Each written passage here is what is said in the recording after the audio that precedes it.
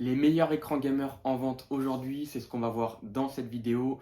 Bonjour à tous et bienvenue sur cette vidéo. Aujourd'hui, comme tu l'as compris, on change un petit peu de sujet. On a beaucoup parlé PC gamer ces derniers temps et hop, je casse un petit peu tout ça et je viens introduire, parler en tout cas des écrans gamer puisque ça reste aussi quelque chose de très intéressant à aborder et justement on peut comparer et voir les écrans qu'il y a sur le marché. Donc ça, c'est plutôt très intéressant. Donc bien évidemment, si toi tu as un PC gamer, que tu souhaites changer d'écran, ou tout simplement que tu viens d'acquérir un PC gamer et que tu cherches un écran gamer, et bien dans ce cas-là, cette vidéo va pouvoir potentiellement t'intéresser puisque je vais te présenter plusieurs références qui selon moi sont intéressantes et surtout comme d'habitude essayer de rester dans toujours le meilleur rapport qualité-prix, voilà, c'est quand même important.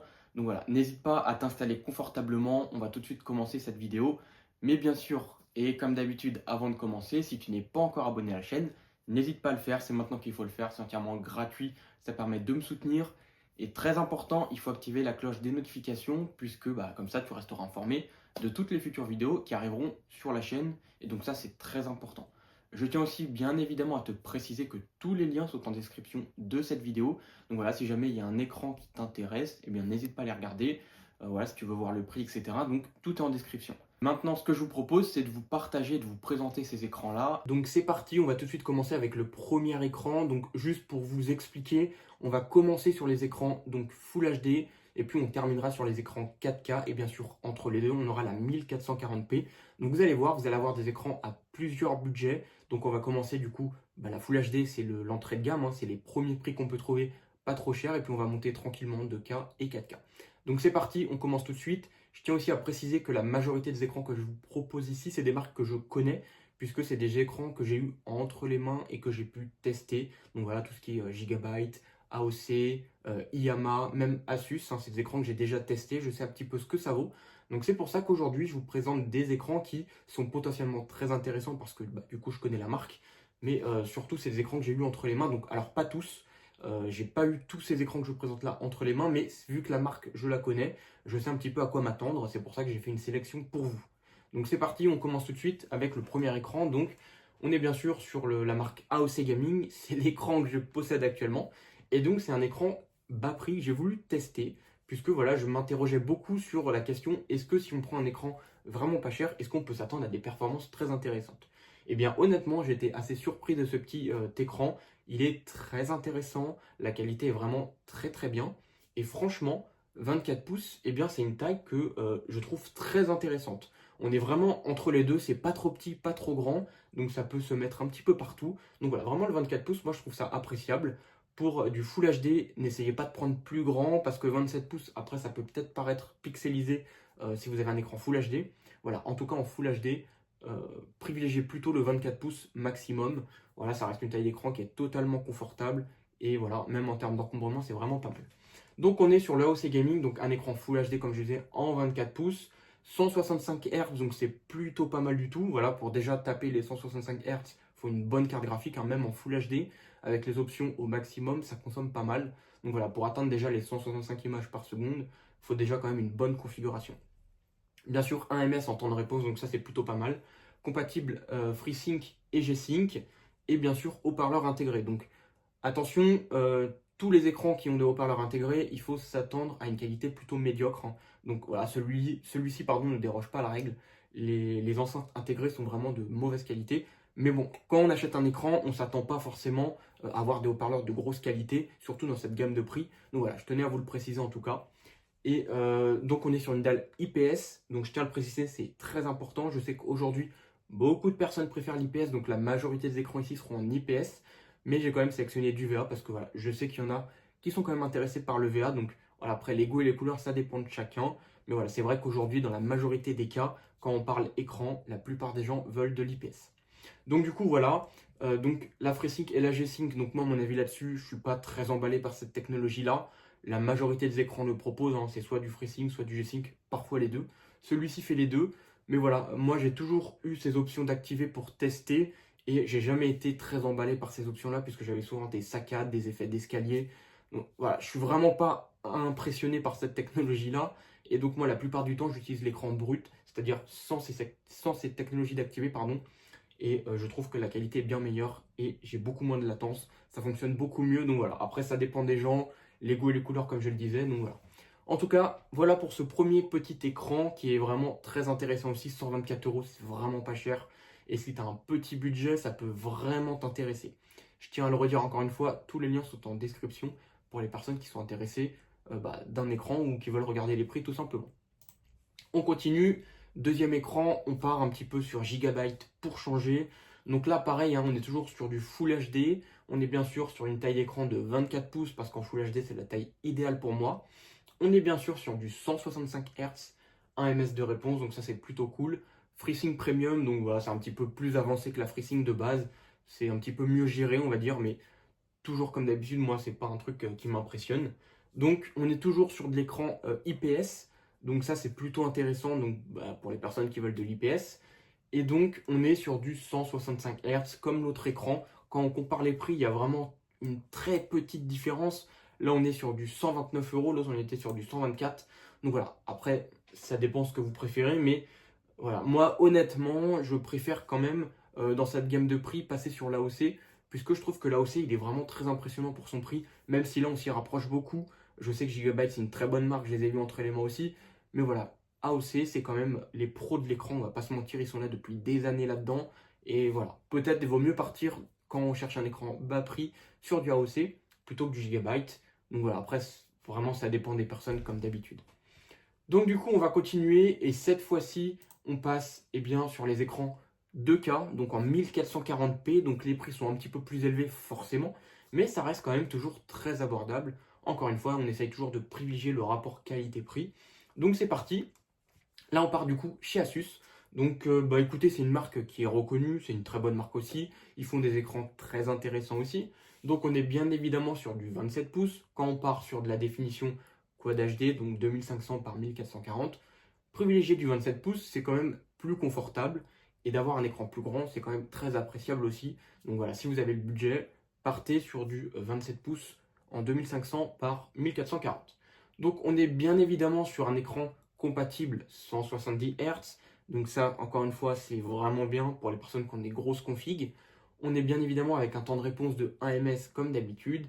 Et toujours et encore la dalle IPS. Donc voilà, pour les personnes que ça intéresse, bien évidemment. Donc ici on a un écran compatible HDR, donc voilà, c'est un petit truc en plus, ça peut intéresser certains comme pas, donc voilà, après ça dépend. Et cet écran est uniquement compatible NVIDIA G-Sync, donc ça ne veut pas dire que si vous avez une carte AMD, vous n'allez pas pouvoir utiliser l'écran, ça n'a rien à voir, c'est juste une technologie qui ne sera pas activable, tout simplement. Mais sachez que même avec une carte AMD, vous pouvez exploiter l'écran, il n'y a aucun souci. Voilà, NVIDIA et le FreeSync, c'est vraiment une technologie en plus, c'est pas forcément obligatoire. Donc voilà, je tenais à vous l'expliquer, il faut le savoir. Vous pouvez utiliser un écran même si vous n'avez pas la carte adéquate, ça ne change rien. L'affichage il sera là, l'écran va fonctionner, il n'y a aucun problème. On continue, et donc on continue donc avec Gigabyte, un écran un petit peu moins cher. Donc j'ai été assez étonné du prix, donc vraiment intéressant, donc un 27 pouces comme d'habitude. Technologie IPS, 2560 par 1440. Là, on est un petit peu moins, donc 1 ms toujours, mais on passe à 144 Hz au lieu de 160, enfin 170 même. Donc voilà, sachez que cet écran, moi, c'est un écran que je vous recommanderais si vous avez un petit budget et que vous voulez absolument du 27 pouces en 2K. Celui-ci est vraiment très intéressant. Certes, on perd quelques Hz, mais c'est pas très grave puisque déjà en 2K, exploiter les 144 Hz, il faut quand même une grosse carte. Donc bon, voilà, cet écran, il reste vraiment très très intéressant. Pour 214 euros, je vous le conseillerais comparé à l'autre. On continue, et toujours du côté de la dalle Quad HD. Donc ça, c'est la petite exclusivité, on va dire. Voilà, c'est le seul écran en dalle VA. Je voulais vous en proposer un, puisque je sais qu'il y a beaucoup de personnes qui préfèrent la VA. Forcément, la VA, c'est un peu moins cher que l'IPS. Donc on est sur du 27 pouces en Quad HD, toujours pareil, toujours 1 ms. Voilà, 170 Hz, dalle VA, donc plutôt pas mal. Et on est sur du FreeSync, hein, donc voilà, si vous avez une carte AMD, c'est un plus, sinon ça ne changera rien du tout. Donc 194 euros, donc c'est plutôt pas mal. Je tiens aussi à préciser que tous les écrans que je vous propose, ils sont en promotion, hein. Donc chaque écran qu'il y a ici, donc à part le Gigabyte, voilà, il y a tous les écrans une petite réduction, donc c'est plutôt pas mal. Donc si jamais ça vous intéresse, voilà, n'hésitez pas à regarder. Donc voilà du coup pour ce seul écran en dalle VA. N'hésitez pas à me dire ce que vous en pensez de la dalle VA. Moi ça m'intéresse quand même d'avoir votre avis là-dessus. Je sais que c'est deux technologies différentes. chacun a leurs inconvénients, leurs avantages. Donc voilà, vraiment après ça dépend des personnes. Mais voilà, en tout cas, celui-ci est un DAL VA. On continue et cette fois-ci, maintenant, on passe sur les écrans 4K. Et donc, ce que je vous propose pour commencer, donc un petit Asus. Vous voyez que la différence de prix n'est pas énorme entre le 2K et le 4K. On est à 229 euros. Donc, c'est quasiment le même prix que la 2K. Et donc, celui-ci est vraiment très intéressant aussi. Donc, on est cette fois sur un écran 28 pouces, donc un petit peu plus grand. Là, il faut commencer à avoir de la place. 28 pouces, c'est voilà, un pouce de plus. Voilà, de 27, on passe à 28. C'est pas non plus une grosse différence, mais ça prend un peu plus de place. On est sur un écran gamer, bien évidemment, comme d'habitude. 4K, DAL IPS comme d'habitude.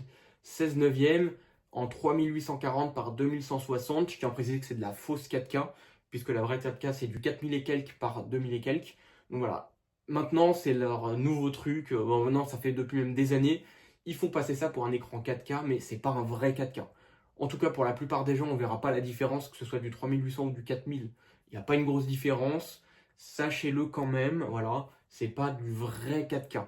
On est vraiment, c'est plutôt de l'Ultra HD, on va dire, en 3840 par 2160.